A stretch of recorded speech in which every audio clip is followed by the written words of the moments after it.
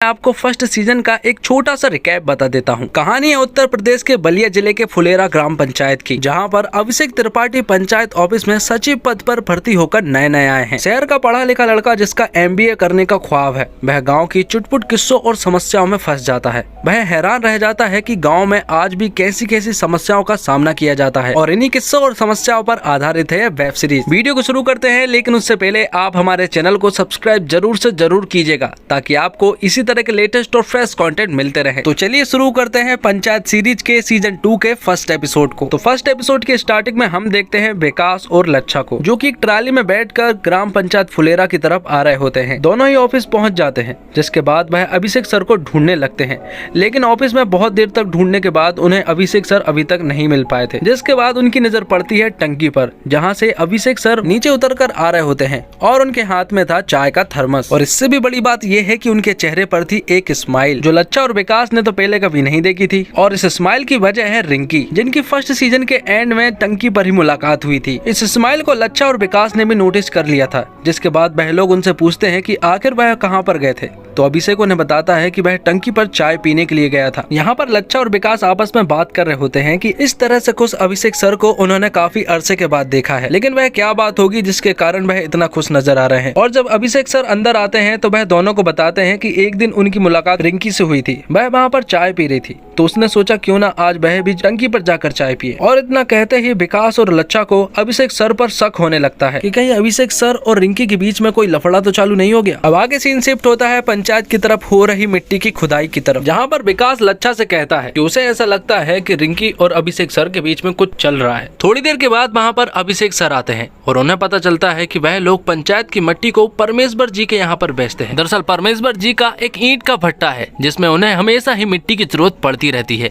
और यहाँ पर पंचायत के लोग हमेशा ही परमेश्वर जी को ही मिट्टी बेचा करते हैं। अब सीन शिफ्ट होता है प्रधान जी के घर पर, जहाँ पर रिंकी की मम्मी प्रधान जी से कहती है कि उन्हें भी मिट्टी की खुदाई देखनी है। तो प्रधान जी रिंकी की मम्मी से कहते हैं कि आखिर वह मिट्टी की खुदाई क्यों देखना चाहती है। तो यहाँ पर रिंकी की मम्मी उससे कहती है कि वह गांव की प्रधान है और उसे ये सारी चीजें पता रहनी चाहिए। उन दोनों की बात को उनकी बेटी रिंकी भी सुन रही होती है। प्रधान जी रिंकी की मम्मी से कहते हैं कि अगर उनके लायक कुछ काम होगा तो वह उन्हें बता देंगे, लेकिन ये बात प्रधान जी पिछले 2 महीने से कहते आ रहे हैं। इसलिए रिंकी की मम्मी उनसे कहती है कि अगर उन्हें गुस्सा आ गया तो वह तुरंत ही DM मैडम को कॉल करके सब कुछ बता देगी। आगे हम देखते हैं परमेश्वर ईंट उद्योग को, जहाँ पर हम परमेश्वर जी को देखते हैं, जो की पंचायत से मिट्टी खरीदा करते हैं ईंट बनाने के लिए। आगे हम देखते हैं ऑफिस के सीन में, जहां पर अभिषेक सर प्रधान जी से कहते हैं कि 250 रुपए ट्राली मिट्टी देना तो बहुत सस्ता हो जाएगा। तो प्रधान जी उनसे कहते हैं कि इस बार ऐसा नहीं होगा, बल्कि वह उन्हें 250 नहीं बल्कि 300 रुपए ट्राली मिट्टी देंगे। लेकिन ऐसा पहले भी हो चुका है, जब प्रधान जी 300 रुपए का रेट लगाया करते थे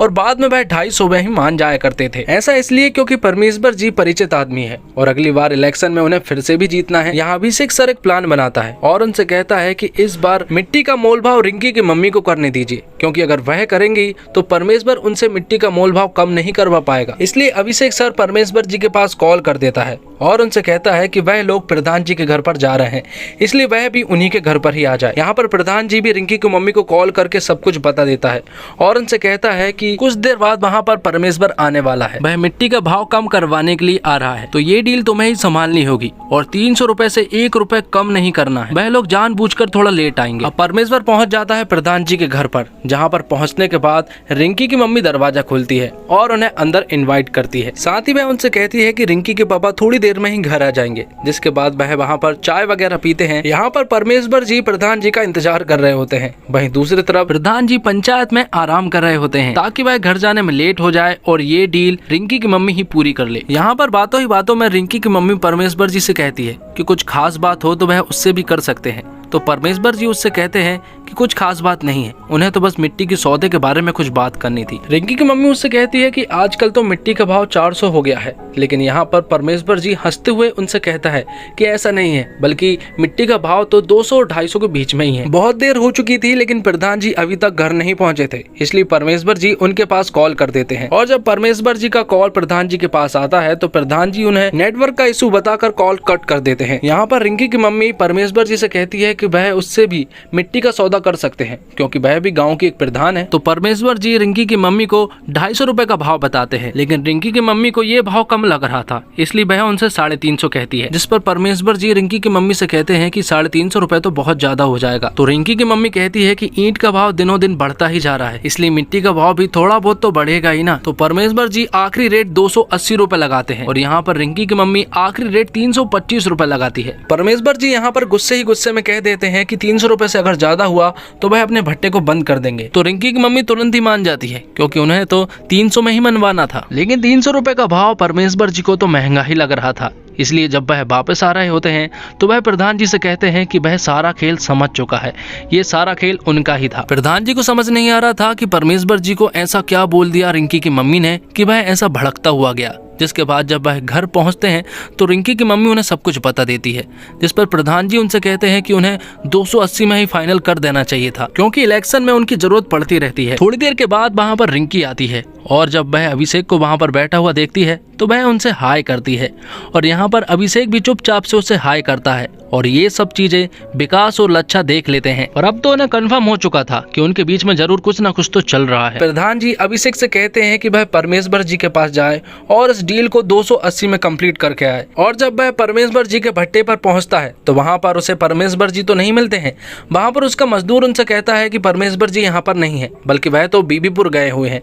साथ में वह उन्हें यह भी बताता है कि परमेश्वर जी बहुत ज्यादा गुस्से में लग रहे थे। दूसरी तरफ ऑफिस में हम लच्छा और विकास को बात करता हुआ देख पाते हैं, जो कि रिंकी और अभिषेक सर के बारे में बात कर रहे होते हैं। विकास लच्छा से कहता है कि उन्हें अभिषेक सर से बात करनी चाहिए कि रिंकी से वह दूर रहे, कि तभी वहां पर अभिषेक सर आ जाते हैं और वह उनसे कहते हैं कि परमेश्वर बीबीपुर चला गया है नाच देखने के लिए और अब तो वह वहां पर नहीं जाने वाला। तो विकास लच्छा से कहता है कि इससे अच्छी जगह नहीं हो सकती अभिषेक सर से बात करने के लिए, इसलिए वह दोनों ही अभिषेक सर को मनाने लगते हैं बीबीपुर जाने के लिए। और बहुत देर तक मनाने के बाद आखिरकार अभिषेक सर मान जाते हैं। अब बीबीपुर में रात के सीन में हम देखते हैं एक डांस शो को, जहाँ पर परमेश्वर के साथ साथ कई सारे लोग मौजूद थे जो कि उस डांस शो को एंजॉय कर रहे थे। और यहाँ दूसरी तरफ विकास लच्छा और अभिषेक सर बीबीपुर के लिए निकल जाते हैं। परमेश्वर यहाँ पर नोटिस करता है कि जो 2 लड़कियां स्टेज पर नाच रही हैं, उनमें से एक लड़का है और वह ये बात धीरे धीरे करके सबको बताने लगता है और ये बात पूरे शो में फैल जाती है। और जब अभिषेक सर उस शो में पहुंचते हैं तो उन्हें पता चलता है कि वहां पर तो तोड़ फोड़ हो चुकी है और परमेश्वर जी उन लोगों से झगड़ भी रहे थे। और जब परमेश्वर इन लोगों को देखता है तो वह इन लोगों के पास आता है और उनसे पूछता है कि आखिर वह लोग यहाँ पर क्या कर रहे हैं, जिसके बाद वह यहाँ का पूरा मामला बताने लगता है। वह उनसे कहता है कि स्टेज पर 2 लड़कियां नाच रही थी, उनमें से एक लड़का था और जब ये बात सारे लोगों को पता चली तो उन लोगों ने यहाँ पर तोड़ फोड़ करना स्टार्ट कर दिया। तो अभिषेक सर उनसे पूछते हैं तो आपका इन लोगों से क्या लेना देना। तो परमेश्वर जी उनसे कहता है कि जिस आदमी ने लोगों को बताया था कि वह लड़का है वह मैं ही हूँ। अभिषेक सर मुद्दे की बात करता है और उनसे कहता है कि प्रधान जी ने 280 में भाव करने को कहा है। इतना कहकर वह जाने लगते हैं, लेकिन तभी परमेश्वर जी उनसे कहता है कि इस तोड़फोड़ के चक्कर में उन दोनों लड़कियों में से एक लड़की को चोट लग गई है और अब उसे कोई भी क्लिनिक नहीं ले जा रहा है और वह खुद भी नहीं ले जा सकता, क्योंकि उसे सभी लोग जानते हैं अगर वह उस लड़की को लेकर गया और लोगों ने देख लिया तो उसकी बेइज्जती हो जाएगी। इसलिए वह अभिषेक सर से कहता है कि वह उसे लेकर चला जाए, क्योंकि उसे कोई भी नहीं जानता है और उनकी बेइज्जती तो हो ही नहीं सकती। इसलिए अभिषेक सर ही उस लड़की को क्लिनिक लेकर जाता है और उनकी मलहम पट्टी करवाता है। यहाँ पर उस लड़की के पास पैसे भी नहीं थे, इसलिए अभिषेक सर ही पैसे दे देता है। अब दोनों बाहर खड़े हुए थे जो कि उनके ट्रक का इंतजार कर रहे होते हैं और उनसे थोड़ी ही दूर पर परमेश्वर, विकास और लच्छा भी खड़े हुए थे। यहाँ पर वह दोनों कुछ आपस में बात कर रहे होते हैं, जिनमें अभिषेक सर उससे कहते हैं कि वह ये नाच गाना छोड़ क्यों नहीं देती, जिस पर वह लड़की उनसे पूछती है कि वह क्या करता है, जिस पर अभिषेक बताता है कि वह ग्राम पंचायत फुलेरा में सचिव है। जिस पर वह लड़की कहती है क्या उसे ये काम अच्छा लगता है, तो अभिषेक उससे कहता है कि नहीं, वह साथ में MBA की पढ़ाई भी कर रहा है। जिस पर वह लड़की कहती है कि एक तरह से आप भी नाच ही रहे हैं। और जाते जाते वह लड़की कहती है इस दुनिया में सभी लोग कहीं ना कहीं नाच ही रहे हैं। थोड़ी देर के बाद वहाँ पर विकास और लच्छा आते हैं और वह अभिषेक सर से कहते हैं कि क्या वह उसकी गर्लफ्रेंड बन चुकी है, जिस पर अभिषेक सर उनसे कहता है कि वह उसकी गर्लफ्रेंड क्यों बनेगी, यहाँ से निकलने के लिए 1 साल ही तो बचा है, इसलिए वह यहाँ पर गर्लफ्रेंड क्यों बनाएगा। इस बात को सुनने के बाद लच्छा और विकास को एहसास होता है कि रिंकी और अभिषेक के बीच में ऐसा कुछ भी नहीं चल रहा है। और इसी के साथ एपिसोड 1 खत्म होता है। तो दोस्तों उम्मीद करता हूँ आपको वीडियो पसंद आई होगी। वीडियो अगर आपको अच्छा लगे तो वीडियो को लाइक जरूर कीजिएगा और चैनल को सब्सक्राइब कीजिएगा और साथ ही रहे उस बेल आइकन को भी दबा दीजिएगा ताकि आपको इसी तरह के लेटेस्ट और फ्रेश कंटेंट सबसे पहले मिल सके। धन्यवाद।